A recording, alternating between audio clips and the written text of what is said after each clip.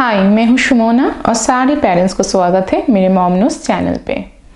आज हम बहुत ही इम्पॉर्टेंट टॉपिक के ऊपर बात करने वाले हैं। वो है व्हाट इज़ ऑटिज़म। ऑटिज़म क्या है और इसका 10 वार्निंग अर्ली साइंस क्या है, इसी टॉपिक के ऊपर। तो चलिए वीडियो को शुरू करते हैं। तो सबसे पहले हम बात करते हैं कि ऑटिज़म क्या है। ऑटिज़म मतलब है ऑटोइज्म, मतलब स्वमग्नता। ये ऑटिज़म का अर्ली साइंस बच्चों में करीबन 1 साल से ही आप नोटिस कर सकते हैं, लेकिन पेडियाट्रिशियन डॉक्टर असेसमेंट करने के लिए 2 साल 2.5 साल लगा देते हैं। वो लोग ये कहते हैं कि 2.5 साल से पहले ये असेसमेंट करना इतना इजी नहीं है, लेकिन पेरेंट्स को सबसे पहले पता चलता है इज़ एवरीथिंग इज़ ओके और नॉट।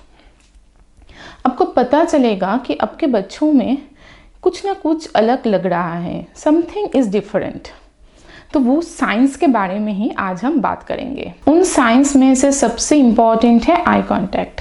जो बच्चे ऑटिस्टिक होते हैं वो ऑलवेज अवॉइड करेंगे आई कांटेक्ट करना। ये वो जानबूझ के नहीं करता है, उसको आई कांटेक्ट करने में डिफ़िकल्टीज होता है और इसमें बच्चों का लर्निंग एबिलिटी भी कम हो जाता है। हम जब बातें करते हैं तो हम आई टू आई कांटेक्ट करते हैं। हमारे सामने जो बैठा है वो उसका फेशियल एक्सप्रेशन क्या है, वो क्या बोलना चाहते हैं, ये हमारे लिए इजी हो जाता है। जब ऑटिस्टिक बच्चे आई कांटेक्ट नहीं करते हैं, उसको पता नहीं चलता है उसके सामने जो बैठा है, उसका पेरेंट्स हो, टीचर हो, फ्रेंड्स, वो क्या बोलना चाह रहे हैं, तो उसके लिए डिफ़िकल्ट हो जाता है, उसका लर्निंग प्रोसेस भी स्लो हो जाता है।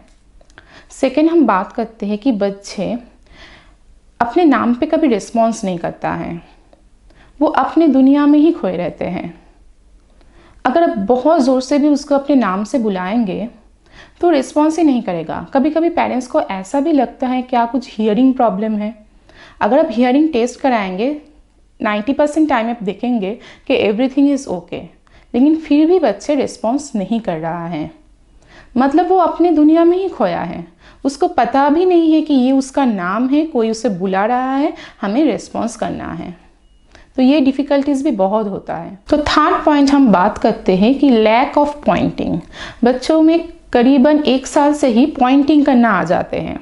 हमें कुछ फैन दिखाना हो, लाइट दिखाना हो, हम ऐसे पॉइंट करते हैं, लेकिन ये बच्चे को पॉइंटिंग करना नहीं आता है। उसे क्या चाहिए वो एक्सप्रेस नहीं कर पाते हैं, टैंट्रम थ्रो करते हैं, रोते हैं। कभी कभी ऐसा भी होता है वो अपने मम्मी पापा की या फिर जो भी उसके पास हो केयर गिवर, उनके हाथ को पकड़ के उस चीज़ के पास लेके रख देते हैं। ऐसे वो समझाने की कोशिश करते हैं, लेकिन वो खुद पॉइंट करके नहीं दिखाता है कि क्या उसे चाहिए, वो क्या दिखाना चाहते हैं। यहाँ पे एक बहुत बड़ा कम्युनिकेशन गैप हो जाता है। ऑटिस्टिक बच्चों के लिए और एक बहुत बड़ा इंपॉर्टेंट साइन है स्पीच एंड लैंग्वेज डिले। बच्चों में 6 मंथ प्लस से ही बैबलिंग करना शुरू हो जाता है और जितना दिन जाते ही वो बैबलिंग सोफिस्टिकेटेड हो जाते हैं और धीरे धीरे ये बैबलिंग एक मीनिंगफुल वर्ड में कन्वर्ट हो जाता है। लेकिन ऑटिस्टिक बच्चों के लिए बहुत ही लेट होता है। बच्चों में कभी कभी 4 ईयर, 5 ईयर, 6 ईयर में भी स्पीच इम्प्रूव होता है। अब नोटिस करेंगे जब बच्चे बोलना स्टार्ट करते हैं तो मीनिंगफुल बात नहीं कर रहा है,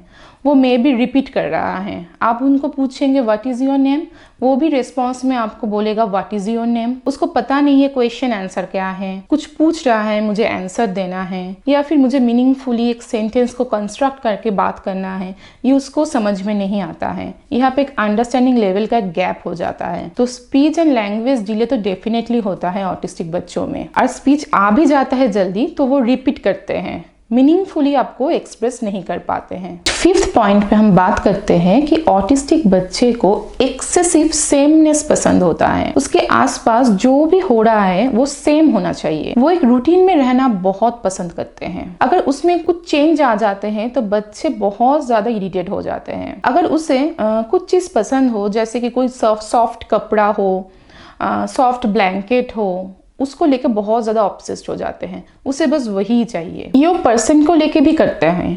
अगर उसको मम्मी पापा, दादा दादी, नाना नानी, कोई भी उसके पसंद का इंसान हो, उसके पास ही रहना, एक कंफर्ट जोन बना लेना, ये वो हमेशा चाहते हैं। इसके बाहर उसे निकलना बिल्कुल भी पसंद नहीं है। मैं कुछ बच्चे को ऐसे भी देखी हूँ कि जो कपड़े वो पहनते हैं वही उसे पहनना है। एक बच्चा था, वो मेरे नॉलेज में, वो एक ब्लैक पैंट ही पहनना पसंद करता है, सेम वही पैंट उसे पहनना है एवरी डे, वो कहीं भी जाए। अदरवाइज वो बहुत ज़्यादा रोना शुरू हो जाएगा, टेंट्रम थ्रो करेगा। वो उसी में ऑब्सेस रहते हैं और सब कुछ उसके आसपास वो सेम चले, यही उसको पसंद है। नेक्स्ट, ऑटिस्टिक बच्चों में आप नोटिस करेंगे कि रिपीटेटिव बिहेवियर बहुत ज़्यादा है, जैसे कि हैंड फ्लैप करना, क्लैपिंग करना, जंपिंग या फिर बैंगिंग, ये करते ही रहते कंटिन्यूअसली। अगर आप उसको बंद भी करा देंगे, होल्ड भी करेंगे, उसको डाइवर्ट भी कर देंगे, फिर भी आप देखेंगे 5 मिनट या फिर 10 मिनट के बाद फिर से वो बिहेवियर करता ही जाएगा। इसे उसको अच्छा लगता है, कंटिन्यूअसली करता ही जाएगा। वो बिल्कुल भी इससे बोर नहीं होता है। कंटिन्यूअसली 1 मंथ, 2 मंथ, 3 मंथ आप नोटिस करेंगे वो करता ही जाता है। नेक्स्ट हम बात करते हैं, ऑटिस्टिक बच्चों में सेंसरी इशू बहुत ज़्यादा होता है। कभी कभी कुछ बच्चे लाउड साउंड से उसको प्रॉब्लम होता है, अपने कान को ऐसे दबा देता है, लाइट से प्रॉब्लम होते हैं। कुछ बच्चे को कुछ टच उसे पसंद नहीं होता है, टेक्सचर वो बिल्कुल भी टच नहीं करना चाहते हैं। कुछ बच्चे खुद से खाना खाना पसंद नहीं करता है, क्योंकि उसे उस खाने को जब पकड़ते हैं उस स्टिकीनेस पसंद नहीं होता है, तो उसको अवॉइड करते हैं। कुछ बच्चे को कुछ स्पेसिफिक स्मेल से प्रॉब्लम होता है। इन सारे सेंसरी इश्यूज उनमें बहुत ज़्यादा होता है। अगर ये loud sound, light, smell, texture उसे पसंद नहीं होता है लेकिन फोर्सफुली वो कर रहा है, तो बहुत ज़्यादा वो इरिटेट हो जाता है। इन ऑटिस्टिक बच्चों में इमिटेशन का एबिलिटी बहुत ही पुअर होता है। हम जब छोटे होते हैं तो हमारे सामने बड़े लोग कुछ कर रहा है, उसे देख देख के हम बहुत कुछ सीख जाते हैं। ऐसा नहीं कि एवरीथिंग हमें सिखाना पड़ता है, लेकिन ये बच्चे इमिटेट नहीं कर पाते हैं कि सामने के लोग क्या कर रहा है उसको देख के इमिटेट करना। ऐसा भी आप नोटिस करेंगे कि 2 साल 3 साल हो गया है बच्चों में, वो बाई तक नहीं करते हैं, उसको हैंड वेविंग, ये इतनी सी बात इमिटेट करना नहीं आ रहा है। इस सारे चीज़ों के लिए उनका लर्निंग भी बहुत स्लो हो जाता है। जब वो सामने के आदमी को देखेगा, कुछ इमिटेट करेगा, टीचर को इमिटेट करेगा, तब जाके उसका सीखने का प्रोसेस बहुत फास्ट हो जाता है।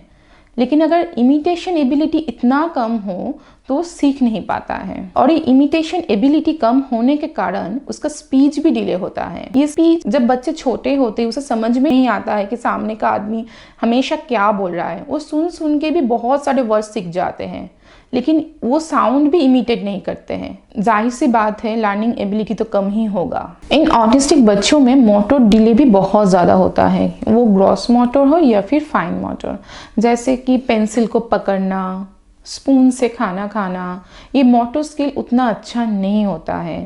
साइकिलिंग करना, बैलेंस रखना, इन सारी चीज़ों में बहुत प्रॉब्लम होता है। ऑटिस्टिक बच्चे टो वॉक करना बहुत पसंद करते हैं। और लास्ट 10 पॉइंट है, ऑटिस्टिक बच्चों में एक्सेसिव टेंट्रमनेस होता है। जब वो खुद के बातों को एक्सप्रेस नहीं कर पाते हैं, सामने का आदमी उसके बात को समझ नहीं पाते हैं, और उसका जो सेमनेस है, रूटीन में कुछ डिफ्रेंशिएट हो रहा है, तो बहुत ज़्यादा इरिटेट हो जाता है। फसीनेस उसमें बहुत ज़्यादा आप नोटिस करेंगे।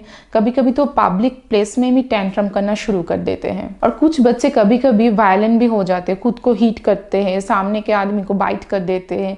ये सारे चीज़ भी ऑटिस्टिक बच्चों में नोटिस करेंगे। ऑटिज्म एक बहुत बड़ा स्पेक्ट्रम है, यहाँ में बहुत सारे साइंस हो सकते हैं। मैं बस 10 अर्ली साइंस आपको बोला। इसमें 90% चांस है कि अगर आपके बच्चे ऑटिस्टिक हो तो ये सारे साइंस में कुछ साइंस वो डेफिनेटली शो करेगा। और मैं ये भी कह देती हूँ, ऑटिज्म कुछ बीमारी नहीं है कि आप डॉक्टर के पास जाएंगे, डॉक्टर आपको मेडिसिन देगा और आपका बच्चा ठीक हो जाएगा। ये एक न्यूरो लर्निंग डिसेबिलिटी है। आप जितना जल्दी इसको असेसमेंट करेंगे, जितना जल्दी इंटरवेंशन होगा, उतनी ही जल्दी आप थेरेपी स्टार्ट करेंगे और आपका बच्चा भी उतना ही जल्दी प्रोग्रेस करना भी शुरू कर देगा।